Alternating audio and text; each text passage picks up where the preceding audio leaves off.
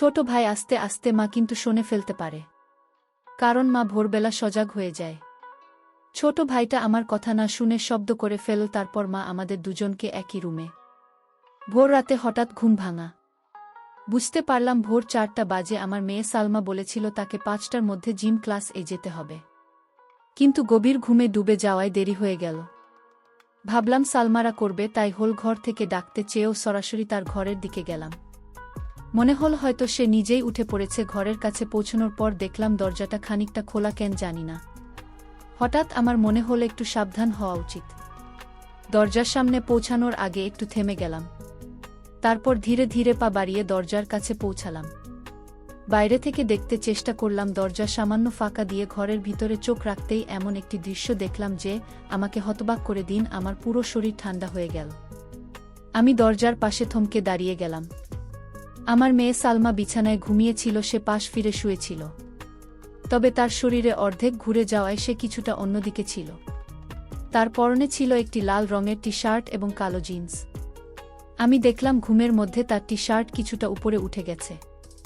সে বিছানার এক কোণে শুয়েছিল, তার থেকে সামান্য দূরে, প্রায় 1.5 ফুট দূরে। আমার ছোট ছেলে রাসেল দাঁড়িয়েছিল। রাসেল এতটাই কাছে দাঁড়িয়েছিল যে সে সালমার দিকে এক দৃষ্টিতে তাকিয়েছিল, কিন্তু সে শুধু তাকিয়েছিল না, যেন কিছু করার চেষ্টা করছিল। আমি ভেতরে কি ঘটছে তা দেখেই বিষয় জেনে গেলাম। এই মুহূর্তে আমার মনে হল, হে ঈশ্বর, এখন কি করব? এই ছেলেটি এত সাহস পেয়েছে যে আমার উপস্থিতিতেও সালমার ঘরে ঢোকার সাহস দেখাচ্ছে। আমার মনের মধ্যে আতঙ্ক কাজ করছি।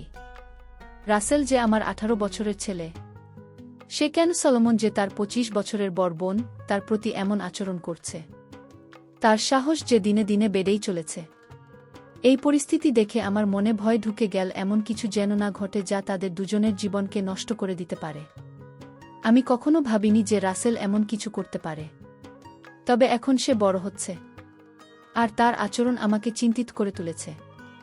আমি আগে কখনো রাসেলের এমন আচরণের দিকে তেমন মনোযোগ দিন, তবে সময়ের সঙ্গে সঙ্গে লক্ষ্য করলাম সেজন্য সালমার প্রতি একটু বেশি মনোযোগী হয়ে উঠেছে। সালমা ছিল তার থেকে 5 বছরের বড়।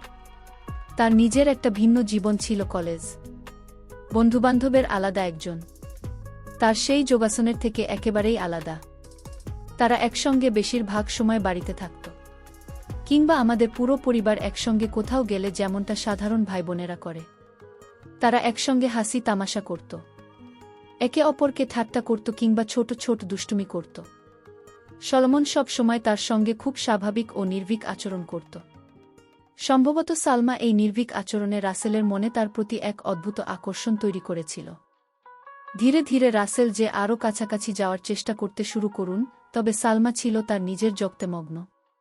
তার এই ব্যস্ততার কারণে সে কখনো বুঝতে পারেনি যে রাসেলকে একটু অন্যভাবে দেখছে। রাসেল প্রায় সালমার দিকে তাকিয়ে থাকত, বিশেষ করে যখন সে মনোযোগ দিয়ে কিছু করত বা নিচু হয়ে কোনো কাজ করত। রাসেলের দৃষ্টি চলে যেত সালমার দিকে। মাঝে মাঝে সালমার ঘরে নিয়ে আসার চেষ্টা করত এবং আলাপের ছেলে একটু বেশিই ঘনিষ্ঠ হয়ে পড়ত। খুবই লজ্জাজনক ছিল, আমার পক্ষে এটা সহ্য করা কঠিন হয়ে পড়েছিল। তবে রাসেলকে পুরোপুরি দোষারোপ করার আগে ও আমার মনে হয় জন্মান এই আধুনিক যুগে, যেখানে টিভি, সিনেমা, ইন্টারনেট এবং মোবাইল ফোনের অতিরিক্ত প্রভাব রয়েছে, সেখানে এই ধরনের আচরণ না হওয়াটা কিভাবে সম্ভব? আমাদের সন্তানদের মনে এগুলোর প্রভাব পড়বে, এটাই স্বাভাবিক। তবে যা সবচেয়ে কষ্টদায়ক ছিল, তাহলে আমি এ ঘটনা দেখেও কিছুই করতে পারছিলাম না। নিজের সন্তানদের জন্য আমার অসহায়ত্ব আমাকে ভেতরে ভেতরে ধ্বংস করে দিচ্ছিল। আমি কখনো কল্পনাও করিনি যে রাসেল এমন কিছু করতে পারে। আমার স্বামী রাজ এদিন রাতে পরিশ্রম করেন আমাদের সন্তানদের একটি সুন্দর এবং সুখী জীবন দেওয়ার জন্য। যদি তিনি কখনো জানতে পারেন যে আধুনিক সময়ের প্রভাব রাসেলের মনকে এমনভাবে দূষিত করছে, তাহলে তিনি নিশ্চয়ই প্রচণ্ড কষ্ট পাবেন। তবে তার কাছে এই বিষয়ে বলা আমার পক্ষে সম্ভব ছিল না। যদি তিনি ঘটনা জানতে পারেন, তাহলে তিনি রাসেলের মনস্তত্ত্ব বোঝার চেষ্টা না করেই হয়তো রাগের বশে শাস্তি দেবেন বা তাকে বাড়ি থেকে বের করে দেবেন, এমনটা আমি কখনোই চাইনি। আমি ভেবেছিলাম সালমাকে সামান্য ইঙ্গিত দিয়ে বিষয়টি জানানো উচিত, যাতে সে সতর্ক থাকতে পারে এবং রাসেলের সঙ্গে একটু সাবধানতার সঙ্গে আচরণ করতে পারে। তবে এর আরেকটি বিপদ ছিল। সালমার মনে যদি রাসেলের প্রতি ঘৃণা জন্মায়, তাহলে তাদের সম্পর্ক চিরতরে নষ্ট হয়ে যাবে। এমনকি যদি সালমা রাগের মাথায় রাসেলকে কিছু বলে ফেলে তাহলে রাসেলও রেগে গিয়ে কোনো ভুল সিদ্ধান্ত নিতে পারে যা তাদের ভবিষ্যতের জন্য ভয়াবহ হতে পারে। আমি কোনোভাবেই তাদের ভাই বোনের পবিত্র সম্পর্কের মধ্যে ফাটল ধরাতে চাইনি। তাই সালমাকে কিছু বলার পরিবর্তে আমি নিজের মতো করে পরিস্থিতি সামলানোর সিদ্ধান্ত নিলাম। আমি ঠিক করলাম রাসেলকে ঠিক পথে আনার জন্য সময়মত তাকে বোঝানোর চেষ্টা করব। এখন থেকে যখনই আমি লক্ষ্য করতাম যে রাসেল চুপি চুপি সালমার দিকে তাকিয়ে আছে, আমি কোনো না কোনো অজুহাতে তাকে সেই জায়গা থেকে সরিয়ে দিতাম। এতে করে তার আচরণ অনেকটাই নিয়ন্ত্রণে আসত। তবে আজকের ঘটনা আমাকে আরও সচেতন করে তুলুন। আমি বুঝলাম বিষয়টি নিয়ে আমাকে আরও সতর্ক হতে হবে এবং উপযুক্ত সময়ে সঠিক সিদ্ধান্ত নিতে হবে। পিছনে সাহস দেখে আমি বুঝতে পারলাম যে আর দেরি করা ঠিক হবে না। যদি সময় মতো আমি কোনো ব্যবস্থা না নিই তাহলে তার কাজের জীবনে বড় বিপদ ডেকে আনতে পারে। আমাকে কিছু একটা করতেই হবে, কিন্তু কিভাবে পরিস্থিতি সামাল দেবে তা বুঝে উঠতে পারছিলাম না। আমার মনে হলো সঠিক পদ্ধতিতে তাকে বোঝাতে স্বাভাবিক হতে পারে। তখন আমি যেটা ঠিক মনে করেছিলাম সেটাই করার সিদ্ধান্ত নিলাম। যদি হঠাৎ করে ঘরে ঢুকে যায় তাহলে রাসেল ভয় পেতে পারে, আর সালমা যদি তাকে এমন অবস্থায় দেখে ফেলে তাহলে সে আরও হতবাক হয়ে যেতে পারে। তাই আমি এমন কিছু করার সিদ্ধান্ত নিলাম যাতে সে বুঝতে পারে যে আমি জেগেছি এবং তার ঘর ছেড়ে চলে যাওয়ার সময় এসেছে। এই ভাবনা থেকে আমি রান্নাঘরে গিয়ে ইচ্ছে করে একটি স্টিলের থালা ফেলে দিলাম। এতে বেশ বড়সড় শব্দ হল। আমার প্রত্যাশা মতো কিছুক্ষণের মধ্যেই আমি দেখলাম বিষাদের ছায়া পাশের পথ দিয়ে চলে যাচ্ছে। তার চলে যাওয়া দেখে আমি স্বস্তি পেলাম। এরপর আমি সালমাকে ডাকার জন্য তার ঘরের দিকে এগোলাম। ঘরে ঢুকে দেখি সালমা তখনও গভীর ঘুমে। এত বড় আওয়াজ হওয়ার পরেও সে উঠে বসেনি।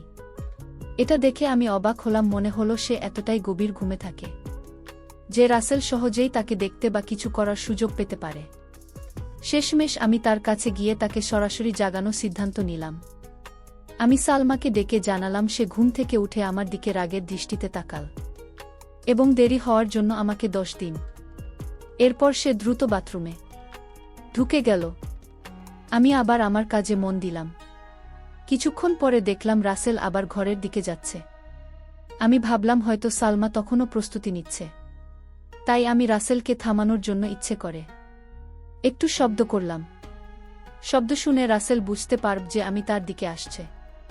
সে আমার দিকে তাকাল, কিন্তু লজ্জায় তার চোখ নিচের দিকে ঝুঁকে গেল। এরপর সে দ্রুত তার ঘরে চলে গেল। আমি অপেক্ষা করতে লাগলাম। সালমার বাইরে আসার কিছুক্ষণ পর সালমা পুরোপুরি প্রস্তুত হয়ে বাইরে এল এবং আমাকে বিদায় জানিয়ে চলে গেল। তখন আমি রাসেলকে থেকে এর দিকে নিয়ে আসতে চাইলাম, কিন্তু সে কোনো সাড়া দিল না। তখন আমি তার ঘরের দিকে গেলাম এবং দেখলাম সে ঘরে নেই। এরপর শুনতে পেলাম সে বাথরুমে আছে। আমি দরজার কাছে গিয়ে তার আওয়াজ শুনলাম, কিন্তু তাকে বিরক্ত না করে আবার হলে ফিরে এলাম। কিছুক্ষণ পর রাসেল বাইরে এল এবং বলল, মা, তুমি আমাকে ডেকেছিলে? আমি তাকে বললাম, হ্যাঁ, এখানে বসো, তোমার সঙ্গে কিছু কথা বলার আছে। আমার কণ্ঠে সুর শুনে রাসেল বুঝতে পারল আমি গুরুতর কিছু বলতে যাচ্ছি। সে কিছুটা অস্থির হয়ে ধীরে ধীরে আমার কাছে এসে বসল। আমি শান্তভাবে কথা শুরু করলাম, কিন্তু অল্প সময়ের মধ্যেই তাকে ভর্ৎসনা করতে শুরু করলাম। আমি সালমার ঘরে তার গোপনীয়তায় হস্তক্ষেপ করার বিষয়ে সরাসরি কিছু বলেননি, তবে ইঙ্গিত করলাম। আমি তাকে বোঝালাম যে আমি তার এমন আচরণ আগেও লক্ষ্য করেছি। রাসেল দ্রুত বুঝতে পারে যে তার কাজ আমার চোখে ধরা পড়েছে। ভয়ে তার মুখ শুকিয়ে গেল। আমি আরও কড়া সুরে বললাম, যদি সে আবার এমন কিছু করে, আমি তার বাবাকে সব বলে দেব। এই কথা শুনে রাসেল কেঁদে ফেলে বলল, মা, প্লিজ এমন কিছু করো না, আমাকে মাফ করে দাও। সে বারবার আমার কাছে ক্ষমা চাইতে লাগে এবং প্রতিশ্রুতি দিল যে সে আর কখনো এমন কিছু করবে না। সে আমার পা ধরে বলতে লাগল, আর কখনো এমন হবে না, একবার আমাকে সুযোগ দাও। আমি তার আচরণ দেখে বুঝলাম সে তার ভুল বুঝতে পেরেছে।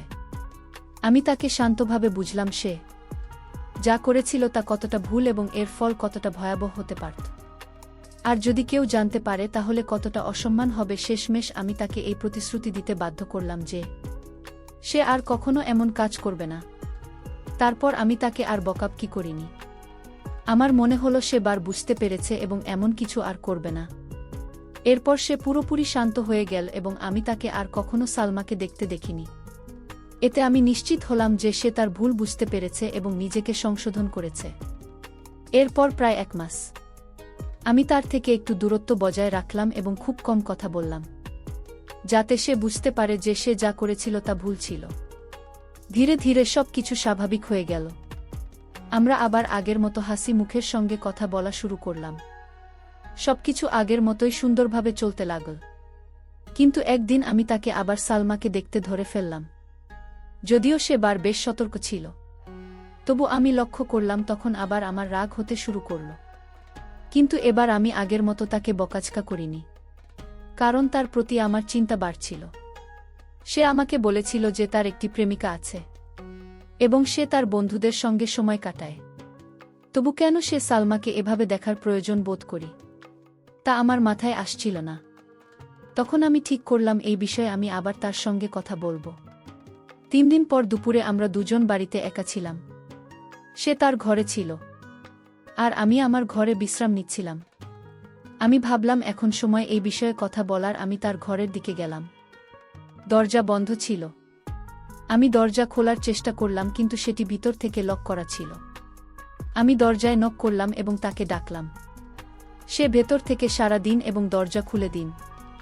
আমি জিজ্ঞেস করলাম দরজা বন্ধ করে কি করছিলেন। সে বলল, কিছু না, এই পেপার পড়ছিলাম। তারপর সে বিছানার পাশে থাকা একটি পেপার দেখান। আমি মনে মনে ভাবলাম যদি সত্যিই পেপার পড়েছিল তবে দরজা লক করার কি প্রয়োজন ছিল? নিশ্চয়ই অন্য কিছু হচ্ছিল। কিন্তু এবার আমি শান্ত থাকতে চাইলাম এবং তাকে বোঝানোর সিদ্ধান্ত নিলাম।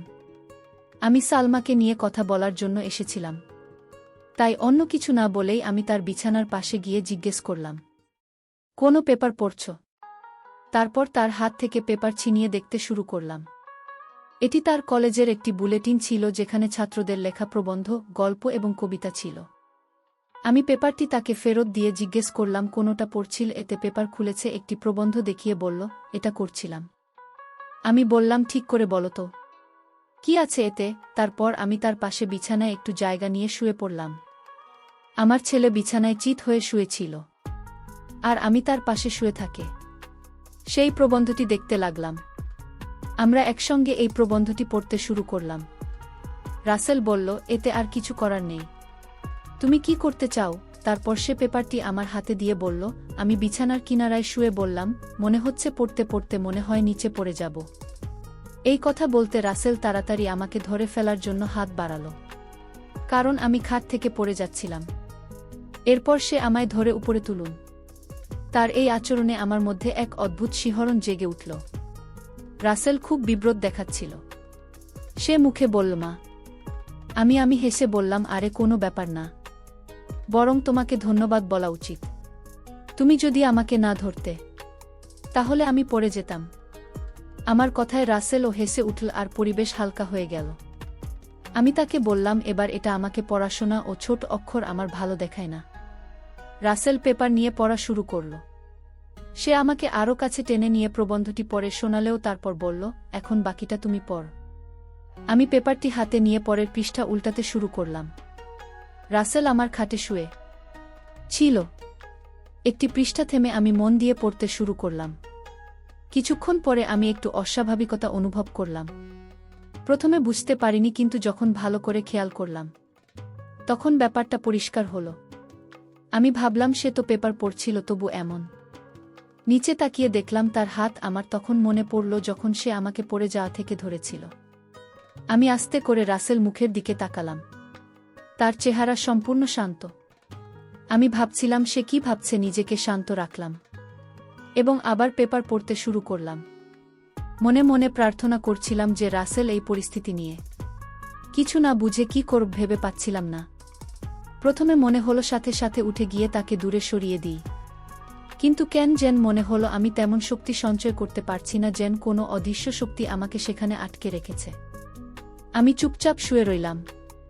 বাইরে থেকে পেপার পড়ার ভান করছিলাম।